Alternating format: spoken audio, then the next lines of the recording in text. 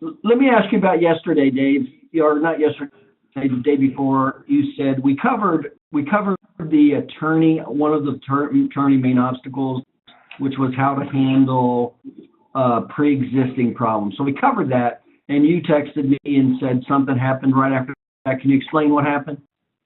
Well, yeah, we had our training call at 1 o'clock, and then my very first new patient that afternoon at 2 was a personal injury patient referred from an attorney, from doing the program you've taught me. And so I just paid special attention a little bit more to prior injuries. And so I asked her, I created a mechanism of injury form based on, all the points you say to bring up. And I had a little pre-existing section, but it was never as detailed as what you taught, yesterday. So I had my notes from a class. So I went into great detail with her, and she was in a horrific ATV accident back in '07, even though this new accident was just the other day. So Right. I just went through and I documented the injury, the exact spinal levels, the pain intensity, everything you say, the restrictions and limitations it caused. Then I went through her treatment protocol that she did. And then I asked, I found out when she reached MMI. Then I said, between MMI and now, what kind of exacerbations or frequency or anything. And we documented that. So then when I contacted the investigator at the PI firm, and I just to let him know I'm on top of it. And I said, you're aware she was in a pretty serious previous accident, but it was many years ago. I've got it all documented. I don't think it's going to be a major concern for this case because it was pretty dormant, but I wanted to meet with you and the attorney and just go over it. And just the fact that he knew I was on top of it and delved into all that, kind of blew him away. And I think it gives him confidence to refer more and more to me. So you pretty much told him the basics of how you were going to handle her pre-existing. Exactly. That's all we discussed. And how did he respond to that? He was very appreciative and was like, wow, you really went into a lot of detail. And I said that this will be important information for the attorney to know for the case. Because I said that's usually one of the main challenging factors is pre-existing conditions. And she had a pretty serious accident. So I think it's important that I'm able to meet with you guys and just go over all the details of it. So I think it's just, like you said, people, they know your shit because they're probably not used to the doctors delving into all that kind of detail on something like that, which I could tell he wasn't. Yeah. And did he have an appreciation for all the specifics of how you were going to handle and support it? Absolutely. I mean, he's really showing me his appreciation. He's literally sending me 3 or 4 cases a week. 3 or 4 personal injury cases a week? A week, yeah. Yeah, and that's just from starting the personal injury marketing program? When you said, even if you don't do everything exactly, the steps, and even if you do 25% or whatever, I didn't even do the whole first part of the campaign. I had met with one of their attorneys, but then I learned the larger firms, it's the investigator that the attorney sometimes doesn't even know what's going on until the whole thing's over. It's the investigator that deals with the client. So he came to a presentation that we did going over AOMSI, and then based on that and the prior sales presentation I had with the attorney, right after that meeting, he started sending me cases left and right. Right. And you say you were still green at the sales presentation, weren't you? Very green. I mean, there's still, I've been in the PI, I'm just signed up as a regular client just like a month ago, but the PI stuff, it's a learning curve, but once you really start to get it down and own it, you can narrow down the most important points. And my sales, so I was really green when I was doing the sales presentation because I used to do more service factors, not financial factors and need. The more I've worked with you, the more I've learned that I was focusing on the wrong things, but not even doing it right. I've still got a lot of business from attorneys. So I'm just, I don't even know if I'm going to be able to handle all the business now that I've got it more of a, I'm not going to say black belt status, but I think I've gone from a white belt maybe to a green belt, Yeah. So basically you, in the very beginning, you knew the basics, at least you knew the category you should be on and the basics of that category to stimulate a referral is what it sounds like, even though you weren't good at it. Yeah, I don't think I was very good at it because I wasn't hitting the most important need factors. But now that I've learned them and how to demonstrate them, and so you're saying you're averaging 2 to 3 PI cases a week now? just from that one attorney, for that one firm. And you really just started going on this in the last, say, 60 days, I'd say, right? Well, no, I've been meeting with attorneys since, you know me, I kind of take action even if I don't have all the parts in place. So, when you started teaching me this stuff, I don't know what it was, 5-6 months ago, I started meeting with attorneys. Right? I didn't even do the sales process, like you said, sending out the PR and the letters and all that. I just started calling attorneys and meeting with them. So I didn't even do the process the right way that you taught. And I was still landing referrals from them. They were, because like you said, there is no competition though. There's nobody else doing this. So, and how many PI cases a month are you say you probably have stimulated in referrals since you started the process? I would say on average now, the way it's picking up, I would say, we were doing maybe 4 or 5. I would say at least 10 now, and probably getting ready to exceed that. And my dollar, my case visit average collected on a PI case, at least in the past, was around $5,000. So, this right now, this is looking like if it stays consistent and grows, it's at least $50,000 of revenue a month in the future for me, consistently. If once, it takes 6 months to finish treating, and then usually another 6 months for the case to settle on average. But, I feel like I'm planting the seeds for long-term financial independence. So basically, you used to do about 4, you increased it to about 10, and that's really not even doing the whole program as a black belt, is it? No, I never even really. The only reason I got PI cases before was because they were just my current patients were in a car accident, or once in a while, blue moon, I'd get a phone call. But I'm talking about attorney first cases. Yeah. Yeah. So market forces, you got 4. So 4 from 10 is 6. And you average 5,000 a case. Is that what you said? No. A market forces, I was lucky to get 1 or 2 every couple months. Oh, okay. Now, since doing this, now I'm up to about 10. So I'd say 90% of it is due to educational sales, and only 1% is market forces, or only 10% is market forces. Okay. So basically 9 out of 10 of them are from the material you've learned. Oh, absolutely. Yeah. And you say you average $5,000 per case?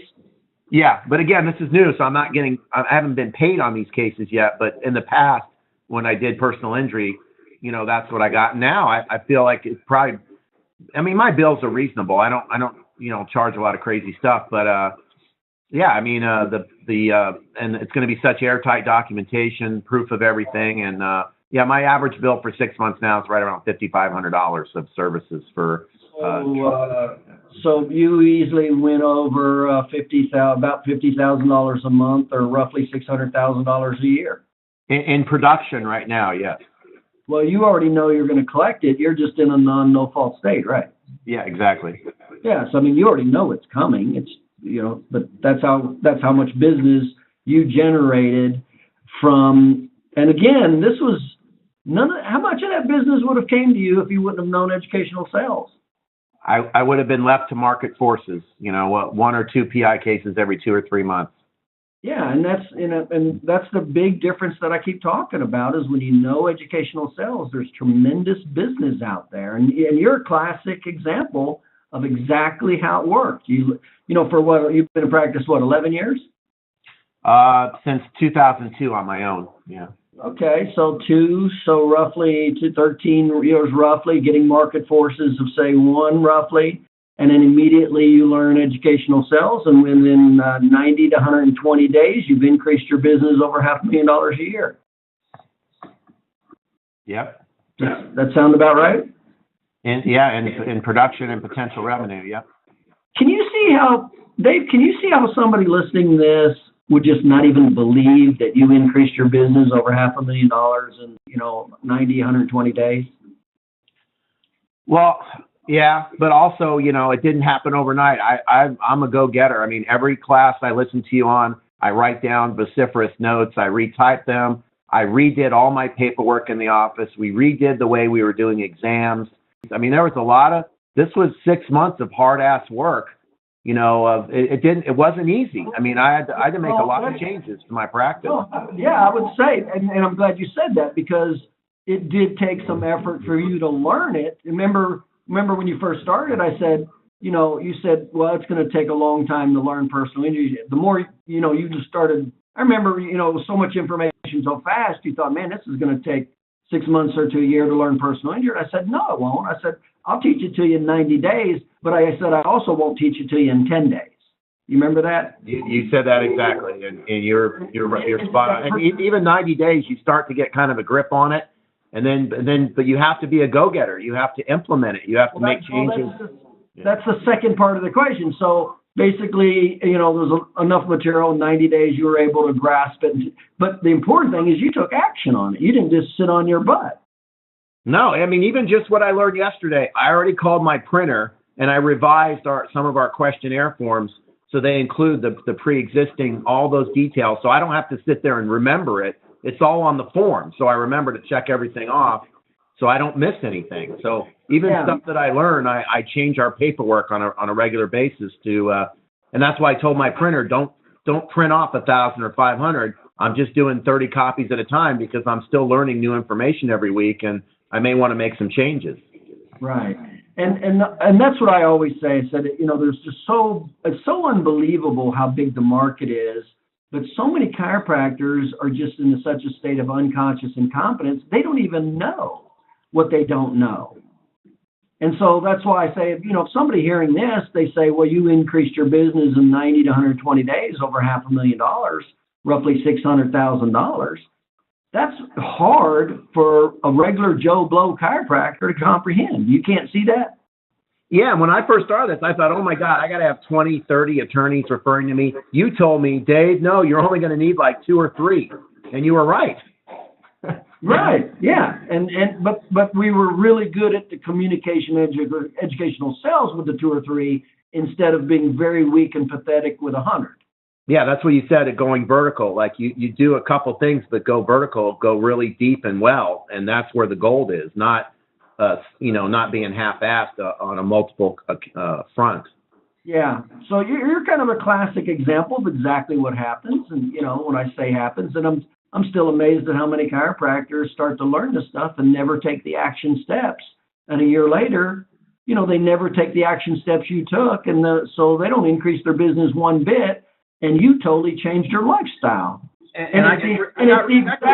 the exact same information the guy sitting next to you heard, but not acting on. And I got rejected too. I got attorneys that never met with me again. Don't send me any cases. That's when you talk about primary and secondary resistance. I knew it was right, and I never stopped. And the ones that are sending me are sending them in boatloads. So I don't care about the ones that didn't want to do it. They're the ones that are at a loss. They're going to lose the money on the soft tissue cases, not me. Well, isn't it also fair to say that maybe being a little more green in the material maybe didn't help the educational sales process? And then now the more you're owning it, the more effective you are in communicating with the attorneys moving forward? Absolutely, yeah, because probably some of those weaknesses hurt me on a few of them, and others it didn't. It's just the natural. I mean, nothing's ever 100% in life. And that's just normal, and that's why I keep talking about, in the beginning, you're not going to be very good, and that's why you don't go after your high-profile best people with your first 1 or 2 or 3 presentations. That's why. It's like anything new. You're just not going to be very good at it. And I always tell my clients, I said, go do at least 3 presentations. By the time you're over the third, if you kind of found that by the time you did the 3rd presentation, you kind of had your head wrapped around it. To a certain point, but every time I go to one of your classes, it's like I learn even more stuff. And I think the biggest one is just this pre-existing, and then our next week class on how they would argue low impact couldn't have caused this injury. That's the pieces that I found were missing from my presentation, because that's what they're thinking in the back of their mind that they're going to get hit with. Now, wait a minute now. Let me correct you. Remember, educational sales is a combination of establishing need relative to obstacles. So the very first thing you had to do is learn how to establish need, is what you did. Now you're getting better at handling the obstacles, which is the second part. Yeah, you never even would have gotten the obstacles if you did not know how to establish need.